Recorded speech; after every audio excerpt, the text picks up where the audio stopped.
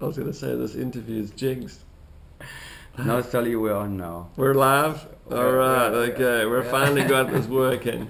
Third camera, 2 microphones.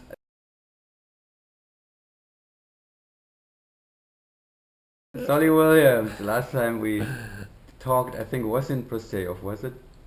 Did we not do a world meet summary, Shannon, myself, and you? I can't remember. Or was in it Prostějov? No, here. Here? Or was it pre-world meet? I think it was pre-world meet. Oh no, it is in Prostějov. It is in Prostějov, yeah. Round 1, we're done round 1. Yeah, so ever since meet is over now, and we are now in the aftermath. So where do we begin? Let's begin with the Golden Knights, because that's where you were directly involved. Okay. Well, as you'll remember, we were happy with our World Meet performance, but a little disappointed in some of the jumps. Maybe 2 or 3 rounds, and kind of gave the fight up a little bit there. But went to the US Nationals, and they performed very well there, and had a lot of fun against the Carolina team Turbo, and so that all ended well, and they posted a better average, something that we were more expectant of this season. And there's a tunnel meet coming up next month, and so right now they're just kind of resting up a little bit, and we'll start training here in a couple of weeks. The duel with Carolina Turbo XP officially, right? It's an ongoing thing, but they are moving up the ranks. Yeah, I have to be honest. I didn't think that we would be competing with Rhythm at last year's Nationals. I just felt that they were way too strong, but they never had a good meet, and it kind of, sorry guys, but if anything, it looked like you were missing a bit of rhythm. That's about all that was going on there. But they kind of played down. They fell down rather than us moving up. And but yeah, hopefully we can keep it exciting with those 3 teams in the next couple of years.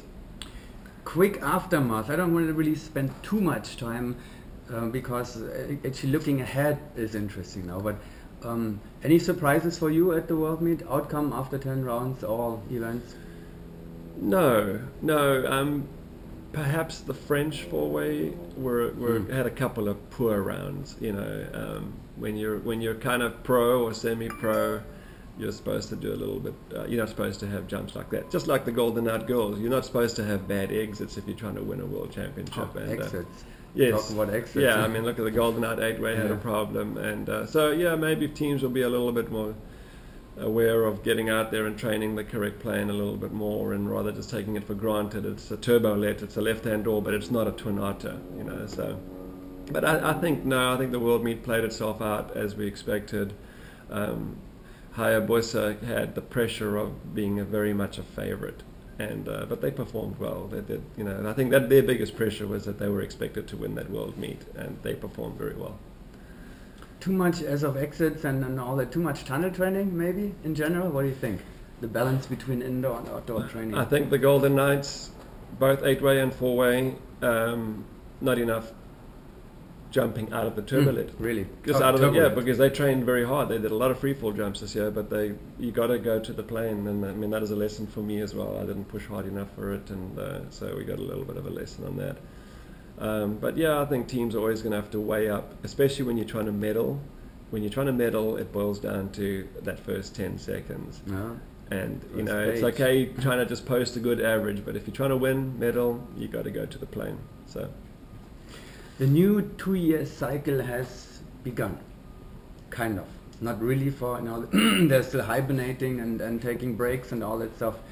But it seems to be come quite interesting. The Hayabusa personnel change. Yeah, there's been a shake-up.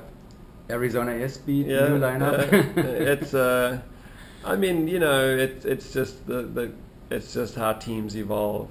They grow, they're very hot, and they're really excited about trying to achieve. And when they get there, then you know, Hayabusa have had a long road, so you can't just say that they just, you know, folding or that Roy's taken a quick break. 3 of them.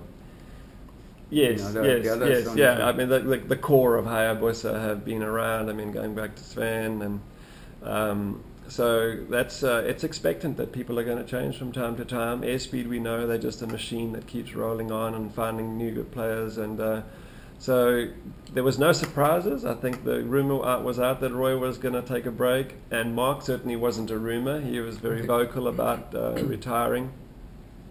So what it means is we have a shake-up in the top ranks of the four-way in the world. Canada? We don't know yet. Okay, so what are you guys doing? Yeah, exactly. Put the word out. Well, they're going to Dubai. They're going to Dubai, and then and nobody knows. I would say unless Roy has a quick trip to Dubai with his team, Canada become favorite. Mm-hmm. If nothing changes. If nothing changes, Canada, and they're going to prove to everybody that. I really believe that. I think they would prove to everybody that staying together is success. and that's the key. Hayabusa has shown it. Absolutely. Yeah. Staying together is the key component at the very, very top level. They are families too. Yeah, it's an awesome story. Interesting, isn't it? Yeah. And there's Papa Shannon as a papa. There you go. And the interesting thing for me on Canada is if they're going to try and end up focusing on one discipline and try and be reach the top ranks of, it's hard to be a world champion. A lot of things have to fall into place. It's not just hard work, it's timing, it's opportunity, etc. And so whether they're a little bit thinly stretched trying to do two disciplines at the top level, I don't know. I mean, maybe they could get double silver, maybe they could get one gold, one silver, but they could end up not winning a world championship by focusing on two events. So tough call for them. I don't mean to discourage them doing both events, but because they're an awesome story. How long did it take D-Land Magic from forming the team to becoming the world champion? Was it 3 years, 4 years? We did 11 jumps, I think 10 or 11 jumps in 2001. We did a meet against the Norgies. So that was very late of 2001. We did a mock meet against the Norgies on their way to their world championship in Grenada. And then we started training in 2002. So you could say 3 years or so, but different animal. They all had been sort of top level competitors for a while, for different countries. But I always remember a quote from one of the Norgies saying that it takes about 10 years to reach the apex, the pinnacle of any sport, whether you're as an athlete, whether you're a teenager starting tennis at the age of 10, you could probably be in your prime at 20, etc. Skydiving, it needs a little bit of money and opportunity, etc. So it's not unheard of to have world champion. I was 42 when I won a world championship, but I'd been jumping for 15 years, so it seems to take at least more than 1-2 year cycle, with exceptions like airspeed changes pretty much every 2 years. Now these days. In the early days they had the lineups together for more than one cycle. Yes, yeah. I mean, there's eras in the sport that you could write articles on all day long about how, airspeed and the French went up against each other a few times, the same teams at World Championships, and then airspeed endured a change of the French team, a younger generation come up and beat them in '99. And then airspeed had a big change after that, so it's ongoing.